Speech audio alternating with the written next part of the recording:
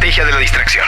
El elemento primordial del control social es la estrategia de la distracción, que consiste en desviar la atención del público de los problemas importantes y de los cambios decididos por las élites políticas y económicas, mediante la técnica del diluvio o inundación de continuas distracciones y de información insignificante. La estrategia de la distracción es igualmente indispensable para impedir al público interesarse por los conocimientos esenciales en el área de la ciencia, la economía, la psicología, la neurobiología y la cibernética. Mantener la atención del público distraída, lejos de los verdaderos problemas sociales, cautivada por temas sin importancia real. Mantener al público ocupado, sin ningún tiempo para pensar. De vuelta a la granja con los otros animales.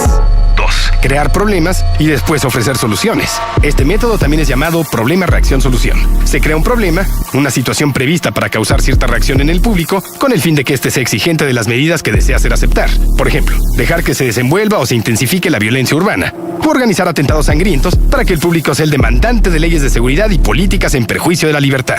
O también, crear una crisis económica para hacer aceptar como un mal necesario el retroceso de los derechos sociales y el desmantelamiento de los servicios públicos. 3. La estrategia de la gradualidad. Para hacer que se acepte una medida inaceptable, basta aplicarla gradualmente, a cuentagotas, por años consecutivos. Es de esa manera que condiciones socioeconómicas radicalmente nuevas, como el neoliberalismo, fueron impuestas durante los 80 y 90. Estado mínimo, privatizaciones, precariedad, flexibilidad, desempleo en masa, salarios que ya no aseguran ingresos estables, tantos cambios que detonarían una revolución si se aplicaran rápidamente.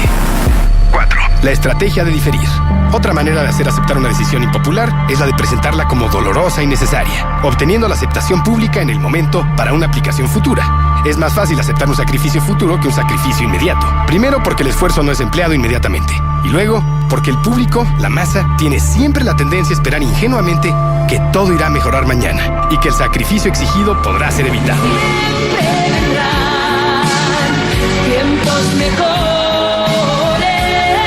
Esto da más tiempo al público para acostumbrarse a la idea del cambio y de aceptarla con resignación cuando llegue el momento.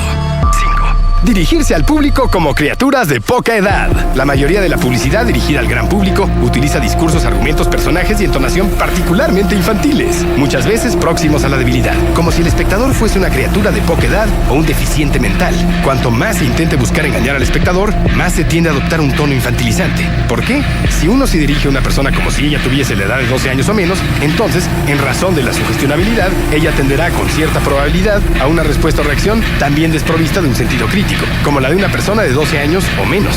Los medios nos quieren tratar como malitos para que reaccionemos como malitos, haciéndonos creer que no estamos malitos cuando nos han convertido en malitos. 6. Utilizar el aspecto emocional mucho más que la reflexión.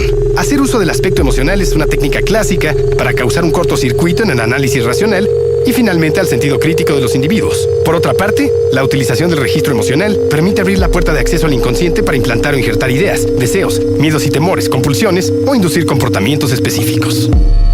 Mantener al público en la ignorancia y la mediocridad. Hacer que el público sea incapaz de comprender las tecnologías y los métodos utilizados para su control y su esclavitud. La calidad de la educación impartida a las clases sociales inferiores debe ser la más pobre y mediocre posible, de forma que la distancia de la ignorancia entre las clases inferiores y las clases superiores sea muy amplia, que sea imposible para los segmentos marginados y explotados alcanzar a las clases privilegiadas. 8. Reforzar la autoculpabilidad. Hacer creer al individuo que él es el único culpable de su desgracia. Su crítica situación se debe a la insuficiencia de su inteligencia, de sus capacidades o de sus esfuerzos. Así, en lugar de rebelarse contra el sistema económico, el individuo se autodesvalida y se culpa, lo que genera un estado depresivo, y uno de sus efectos es la inhibición de su acción, y sin acción no hay revolución. 9. Conocer a los individuos mejor de lo que ellos mismos se conocen.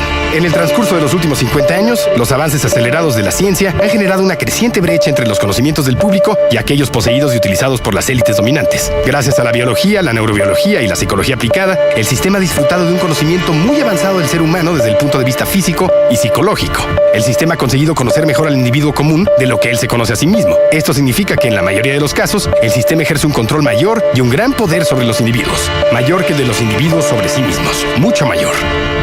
Y llegamos a la número 10. Mi favorita. Estimular al público a ser complaciente con la mediocridad. Básicamente, promover al público a creer que es moda el hecho de ser estúpido, vulgar e inculto. No, amiguito. No está padre ser pendejo. No es cool, ni hip, ni nada. Es ser pendejo. Punto.